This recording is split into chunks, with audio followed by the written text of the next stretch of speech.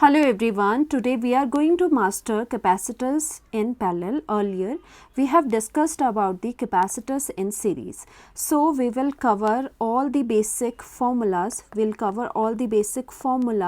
derivation and important numerical भी हम इसमें discuss करेंगे, right? So everything will be explained step by step so that you can solve questions very confidently in exam. So let's start with the diagram firstly. So ये diagram हम यहाँ पर बनाने की कोशिश करते हैं. So I am drawing this diagram and the capacitors are in parallel arrangement. So that means suppose we have three capacitors, one is this, second and third. We have three capacitors that are connected to a same point जो कि यहाँ पर है in such a way कि आपका जो potential है throughout these capacitors that would be same. सो यहाँ पर ये कनेक्टेड है यहाँ पर, और ये सारा थ्रू आउट किससे कनेक्टेड है, एक्सटर्नल बैटरी से कनेक्टेड है which is providing some kind of potential. So यहाँ पर let us suppose this is positive and negative and let us suppose this battery is providing V amount of voltage. So यहाँ पर जो ये point है and जो ये point है वहाँ पर देखो यहाँ से यहाँ पोटेंशियल सेम रहा, यहाँ से यहाँ potential will be same. So across these 2 points the potential is V which is provided by the battery. Now since we are having this arrangement in the parallel, so parallel में दो चीज़ें you should know.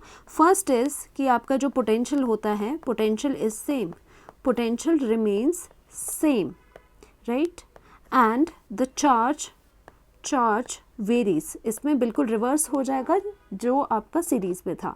Charge varies here, okay? Charge varies. So suppose this is your C1, suppose this is your C1, C2 and C3 capacitor. Now we are providing positive charge from here. So every plate of these capacitor will get positive charge from here, right? So I am drawing positive charge. Here is positive charge and positive, here are positive charge, and the negative terminal is giving the negative charge, and each plate of these capacitor here is having negative charge. So I am having negative charge over here, negative and negative, okay? All these plates are having negative charge. So हमने क्या करा है कि potential same होता है. Why so? Because we have seen that there are 2 points, okay, which is having V voltage, or you can say these 2 points. Okay? These are the points from which all these 3 capacitors are connected. So यहाँ पर वो दोनों points हैं. This is also connected to these 2 points, और ये वाला भी connected है same point से, और ये third भी connected है आपका same point से. That means C1, C2, C3 shares the same points. That means अगर ये वाले point same है तो that means voltage इसकी V है यहाँ पर इन दोनों points के बीच में. That means each of the capacitor will have same voltage which is V. So हम यहाँ पर क्या लिखेंगे, हम यहाँ पर V और यहाँ पर V लिखेंगे. That means the potential is same throughout.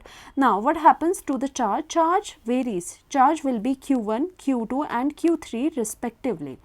Now we are trying to derive our expression for the parallel equivalent capacitance, right?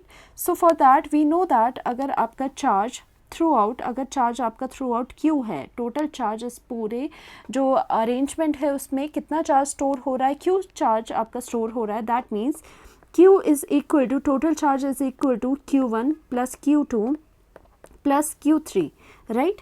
सो यहाँ पर जो इंडिविजुअल है Q टोटल है वो कैसे आपका आ जाएगा, Q is equal to total के लिए क्या करना पड़ेगा, फॉर्मूला क्या है आपका, capacitance is equal to charge divided by V. Q कितना है, Q is equal to C into V. So that means यहाँ पर जो टोटल चार्ज है वो उसकी वैल्यू कितनी हो जाएगी, total charge is equal to total capacitance, जैसे कि हम पैरेलल P से भी डिनोट करते हैं कि पैरेलल वाली टोटल कैपेसिटेंस, एंड यहाँ पर कितना आ जाएगा, वोल्टेज, आपकी यहाँ पर वोल्टेज आ जाएगी, राइट? सो उसी तरह से, और वोल्टेज तो आपकी सेम है. इन अ सेम मैनर जो Q1 है वो भी कितना आ जाएगा, Q1 is equal to capacitance C1 and यहाँ पर V आ जाएगा, and similarly Q2 is equal to capacitance C2 और V आ जाएगा, एंड Q3 भी क्या आ जाएगा, is equal to C3 and V is same, right? So putting all the values over here we are getting total charge total charge में भी हम वैल्यू पुट करेंगे C P V is equal to Q1 की value put करो C1V plus C2V plus C3V। So now क्या करोगे आप, potential आपका कैंसल आउट हो जाएगा left hand and right hand side में। Now we are getting CP is equal to C1 plus C2 plus C3, we are getting these. So finally CP is equal to C1 plus C2 plus C3 हमारे पास है। That means we are getting effective capacitance या फिर total capacitance आप कह सकते हो of the parallel arrangement, CP वही denote करता है। So for example we are having nth capacitance, what happens then the total capacitance for the nth capacitors will be simple algebraic sum of each capacitance, okay, each capacitors up to Cn, क्योंकि यहाँ पर आप nth के लिए कर रहे हो, we are doing for the nth, so यहाँ पर क्या आ जाएगा for nth capacitors, okay, for nth capacitors. So that means यहाँ से हम देख सकते हैं, देखो यहाँ से थोड़ा हम रिलेट भी कर सकते हैं कि जो सीरीज़ के लिए था, सीरीज़ के लिए 1/s is equal to 1/C1 plus 1/C2 plus 1/C3 so on था, राइट। ये था आपका सीरीज़ के लिए एंड ये वाला है आपका पैरेलल अरेंजमेंट के लिए। सो दैट मीन्स पैरेलल अरेंजमेंट में जो कैपेसिटेंस होती है वो क्या होती है, वो ज़्यादा आती है हमारी, because here is only the algebraic sum, simple algebraic sum is there, but इस केस में we need to do the reciprocal, कि 1/CS है आपके पास, रेसिप्रोकल है। दैट मीन्स जो CS आपका आएगा वो हमेशा आपका लेस आएगा, लेस वैल्यू आएगा। इनफैक्ट CS की वैल्यू इतनी कम आती है कि मान लीजिए you have 2 capacitor 6 microcoulomb and 3 microcoulomb है, 2 कैपेसिटर्स कनेक्टेड इन सीरीज़, तो जो CS की वैल्यू होगी वो ऑलवेज 3 सबसे छोटे कैपेसिटर से भी कम आएगी। इट माइट बी 2 माइक्रोकुलम, ये 2 माइक्रोकुलम आ सकती है, और कैन बी 1 माइक्रोकुलम और 1 anything like that, okay. So that means जो आपका सीरीज़ में जो कैपेसिटेंस, टोटल इक्विवेलेंट कैपेसिटेंस मिलती है for the series, that is always less, और इतनी लेस होती है कि जो सबसे कम वाला कैपेसिटर होता है उससे भी कम वैल्यू आपकी आती है final. And on the another hand जो पैरेलल वाला होता है उसमें वैल्यू आपकी हमेशा ज़्यादा आती है, बिकॉज एल्जेब्रिक, सिंपल एल्जेब्रिक सम आपका यहाँ पर हो रहा है, राइट। तो यही आपको यहाँ पर बताया गया है, ये बता के वी आपके सेम है और चार्जेस डिफरेंट है, और यहाँ पर चार्ज आपका टोटल सम, इंडिविजुअल जो चार्जेस होते हैं उसका सम होता है, उसके बाद आपकी ये वाली वैल्यू आ गई। ये आपको लर्न रखना है कि आपका V remain same, potential same रहता है, चार्ज आपका डिफरेंट होता है, बिल्कुल ऑपोजिट है दोनों। Okay, now we are doing numerical on this. The problem is 3 capacitors with capacitance this are connected in parallel across 50 volt battery. Firstly we'll draw this diagram। हमेशा आपको इसके सर्किट्स भी बनाने चाहिए जब भी ऐसे क्वेश्चंस आते हैं। सो यहाँ पर आप क्या कर रहे हो, यहाँ पर आप 3 कैपेसिटर्स को ज्वाइन कर रहे हो, okay.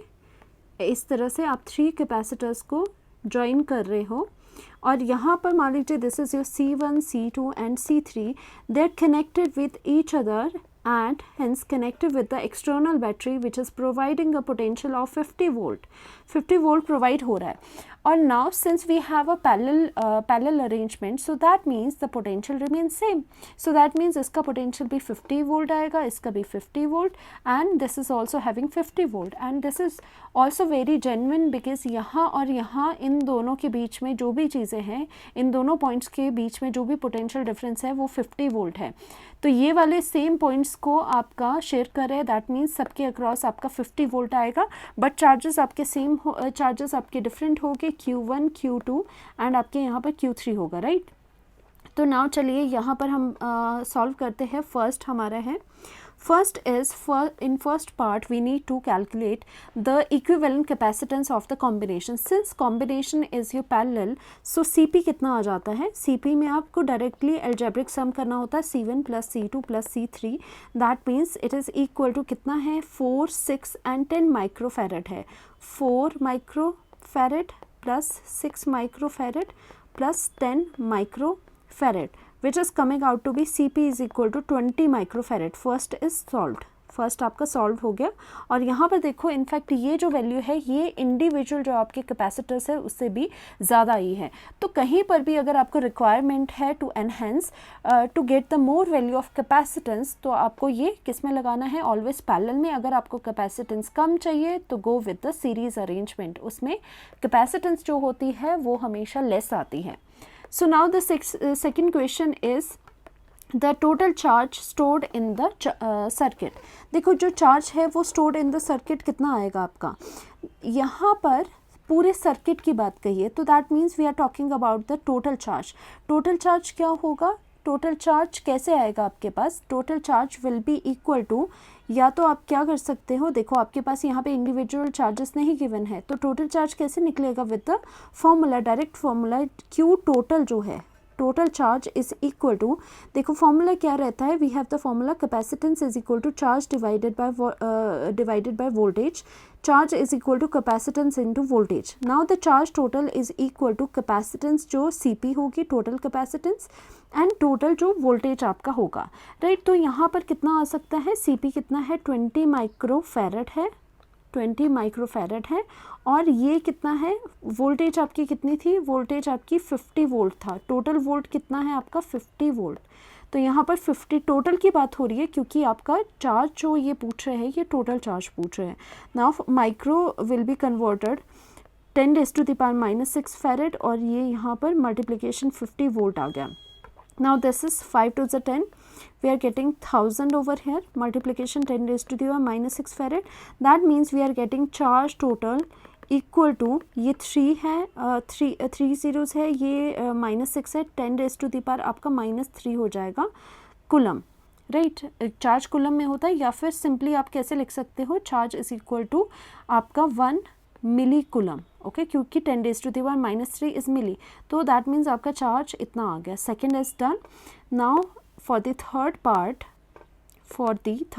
The charge stored on each capacitor. देखो पहले टोटल चार्ज पूछा था आपसे, क्यू टोटल, अब आपसे पूछा गया है the charge stored on each capacitor, because each capacitor has different charge on them, so we need to calculate that. उसके लिए आपको क्या करना पड़ेगा, इंडिविजुअली अप्रोच करना पड़ेगा। Firstly we will do for capacitance 1, तो चार्ज 1 कितना आ जाएगा, C1 मल्टीप्लिकेशन V, और उसकी वैल्यू क्या है, कैपेसिटेंस फर्स्ट वाली क्या है 4 माइक्रोफैरड थी, मल्टीप्लिकेशन आपको वोल्टेज तो गिवन है 50 वोल्ट आपने यहाँ पर कर दिया।